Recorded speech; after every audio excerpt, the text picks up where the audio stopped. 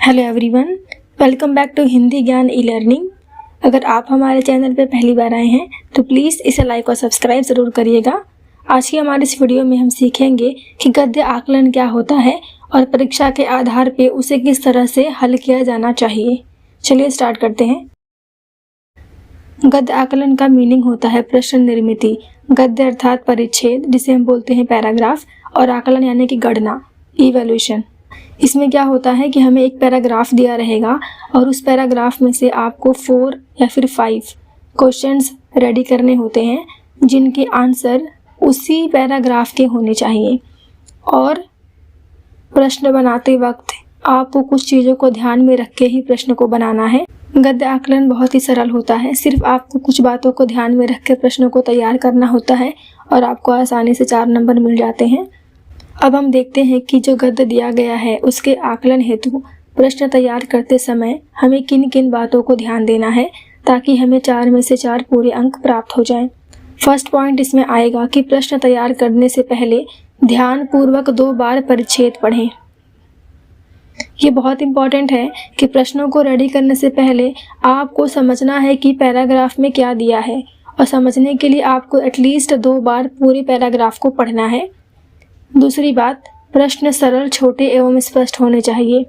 बहुत इंपॉर्टेंट चीज़ कि कभी भी बातों को बढ़ा चढ़ा के मत बताइए। यानी कि जो पैराग्राफ आपको गिवन है उसमें से आप प्रश्नों को बना रहे हैं तो प्रश्नों को बहुत ही सरल रखिए ताकि उसके आंसर भी बहुत सरल हों। बहुत ही बढ़ा चढ़ा के बातों को मत बताइए। प्रश्न लिखते समय उचित विराम चिन्हों का प्रयोग करना चाहिए। बहुत सही बात।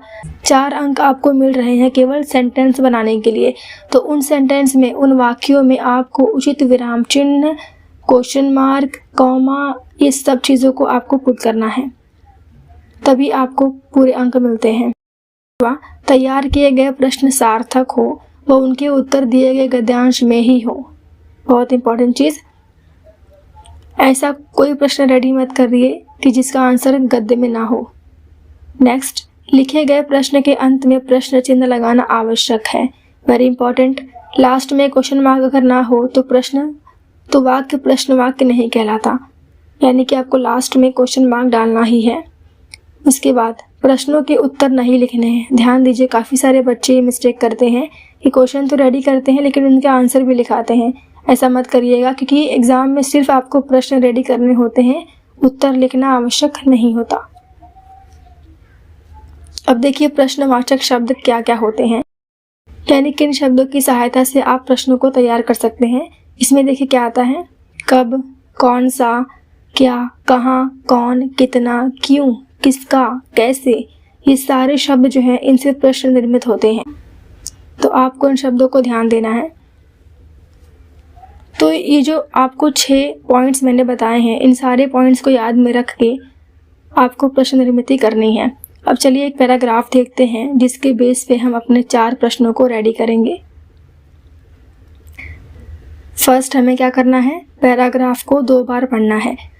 अब मैं पैराग्राफ 1 बार पढ़ूंगी, लेकिन आप प्लीज़ इसको 2 बार पढ़िएगा और वीडियो को पॉज करके आप खुद से क्वेश्चन बनाइएगा और बाद में मेरे क्वेश्चन के साथ मैच करिएगा।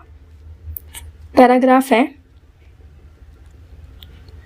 राजा जनक अपने उपवन में टहल रहे थे। उनके मन में अनेक चिंताएं थीं, अनेक प्रश्न उन्हें घेरे हुए थे जिनका कोई स्पष्ट उत्तर खोजने में वे ऐसे निमग्न थे कि उनका जरा भी ध्यान उपवन की शोभा की ओर नहीं था। संध्या होने लगी थी। पक्षी दिन भर के श्रम से थके अपने बसेरे की ओर लौट रहे थे। कुछ पक्षी पेड़ों की डालियों पर बैठे पंख पसार कर अपनी थकान उतार रहे थे। उनके चहचहाने से पूरा उपवन गूंज रहा था। राजा जनक के कानों तक कोई आवाज नहीं पहुंच रही थी। धीरे धीरे अंधेरा घिरने लगा। राजा जनक अचानक सचेत हो गए। ओह, आज कितना अंधकार है, कौन सा दिन है, क्या आज अमावस्या है।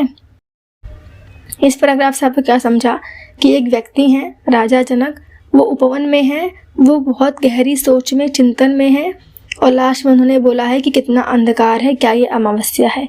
ये मेन पॉइंट्स हो गए। तो नोट्स के हिसाब से सेकंड चीज़ क्या करना है हमें कि प्रश्न सरल, छोटे और स्पष्ट होने चाहिए। तो उसको ध्यान में रखते हुए अब हमारा पहला प्रश्न जो बनेगा, उपवन में कौन टहल रहा था, या फिर राजा जनक कहाँ टहल रहे थे। ओके, ये 2 बातें हो गई। आपको पहली लाइन से ही प्रश्न निर्मिति करनी है ताकि आपको एंड में पहुँचते पहुँचते 4 या फिर 5 प्रश्न आपके रेडी हो जाए। तो फर्स्ट लाइन थी, राजा जनक अपने उपवन में टहल रहे थे। तो प्रश्न क्या बन सकता है, उपवन में कौन टहल रहा था, या राजा जनक कहाँ टहल रहे थे। एक प्रश्न हो गया। अब ये लाइन देखिए खत्म हो गया। अब इसे आगे पढ़ेंगे और प्रश्न बनाएंगे। राजा जनक का ध्यान किसकी शोभा की ओर नहीं था। तो इसका आंसर क्या होगा, देखिए यहाँ पे लिखा है। यहाँ पर देखिए जो सेकंड प्रश्न वो भी कितना सरल है कि राजा जनक का ध्यान किसकी शोभा की ओर नहीं था। आंसर क्या है उसका, उपवन। लेकिन आपको उत्तर लिखना नहीं है, सिर्फ समझना है। तीसरा प्रश्न क्या हो सकता है, पक्षी संध्या के समय कहाँ लौट रहे थे। एक ही वर्ड में इसका आंसर है, बसेरों, यानी अपने घरों की ओर। चौथा प्रश्न क्या हो सकता है, राजा जनक के कानों तक क्या नहीं पहुंच रही थी। पक्षियों की चहचहाहट की आवाज। तो इस तरह से 4 प्रश्न रेडी हो गए। बहुत ही सरल होता है, बस इतना है कि आपको पैराग्राफ की फर्स्ट लाइन से ही प्रश्नों को तैयार करना है ताकि स्टार्टिंग में लास्ट लाइन तक पहुंचते पहुंचते आपके 4 प्रश्न तैयार हो जाएं। एक और पैराग्राफ है, संस्कृति और सभ्यता, ये दोनों 2 शब्द हैं और उनके मायने भी अलग अलग हैं। सभ्यता मनुष्य का वह गुण है जिससे वह अपनी बाहरी तरक्की करता है। संस्कृति मनुष्य का वह गुण है जिससे वह अपनी भीतरी उन्नति करता है। दया, माया और परोपकार सीखता है। गीत, नाद, कविता, चित्र और मूर्ति से आनंद लेने की योग्यता हासिल करता है। एक समय वह भी था जब आदमी को घर बनाना नहीं आता था। वह पेड़ के नीचे, वह गुफाओं में रहता था। उसे खेती करना नहीं आता था। वह नंगा रहता था या पेड़ों की छाल अथवा जानवरों की खाल पहनकर अपनी लाज छिपाता था। इस अवस्था को मनुष्य की असभ्यता का अवस्था कहते हैं। लेकिन इस अवस्था से निकलकर आदमी ज्यों-ज्यों आगे बढ़ा त्यों-त्यों वह सभ्य होता गया। यानी जब आदमी खेती करने लगा, घर बनाकर रहने लगा, कपड़े बुनकर पहनने लगा, तब वह असभ्यता से निकलकर सभ्यता में आने लगा। इस पैराग्राफ से आपको क्या समझा है कि हमें संस्कृति और सभ्यता के बारे में डिफरेंस बताया गया है और इंसान किस तरह से असभ्यता से सभ्यता की ओर पहुंचा इसके बारे में बताया गया है। तो इस पैराग्राफ से प्रश्न कैसे बन सकते हैं, फर्स्ट लाइन से, सभ्यता से मनुष्य किस तरह की तरक्की करता है। तो क्या आएगा, बाहरी। मनुष्य की भीतरी उन्नति किससे होती है, देखिए यहाँ पर लिखा गया है, संस्कृति से। तीसरा, मनुष्य आनंद लेने की योग्यता किससे हासिल करता है, ये प्रश्न हो गया। चौथा क्या बन सकता है यहाँ से, जब मनुष्य को घर बनाने का ज्ञान नहीं था तब वह कहाँ रहता था। बहुत ही सिंपल प्रश्न होते हैं। पांचवा क्या हो सकता है, दिए गए गद्यांश के लिए उचित शीर्षक लिखिए। आप ये प्रश्न हर गद्य आकलन में डाल सकते हैं, रिपीट कर सकते हैं, आपको बहुत फायदा होगा इससे। आपका एक प्रश्न ऐसे ही बन जाएगा, क्या है, दिए गए पद्यांश के लिए उचित शीर्षक लिखिए। एक और पैराग्राफ देखते हैं, बहुत ही शॉर्ट है। भारतीय संगीत में देश के सभी भागों के संगीत का समावेश होता है। पंजाब का भांगड़ा, गुजरात का गरबा, उड़ीसा का ओडिसी, आंध्र प्रदेश की कुचिपुड़ी तथा केरल का कथकली आदि नृत्य सारे देश में लोकप्रिय हैं। भारत में सभी प्रांत एक ही केंद्रीय सत्ता के अधीन है। सारे देश का एक संविधान, एक कानून, एक राष्ट्रध्वज और एक राष्ट्रगीत है। भारतीय सेना में सभी प्रांतों के सैनिक हैं। क्रिकेट, फुटबॉल जैसे खेलों की राष्ट्रीय टीमों में अलग अलग प्रांतों के खिलाड़ी चुने जाते हैं। तो इस पैराग्राफ से आपको क्या समझा कि इसमें हमारे भारतीय संगीत के बारे में बताया गया है और भारत की विविधता के बारे में बताया गया है। तो इसका प्रश्न निर्मिति कैसे करेंगे आप। पहला प्रश्न क्या हो सकता है, भारतीय संगीत की क्या विशेषता है। दूसरा प्रश्न, भारत में कौन कौन से नृत्य लोकप्रिय हैं। आपको बहुत सारे नृत्य के बारे में बताया गया था, पंजाब का भांगड़ा, उड़ीसा का ओडिसी, ये सब। तीसरा, भारतीय की राष्ट्रीय एकता के 4 प्रतीक कौन से हैं।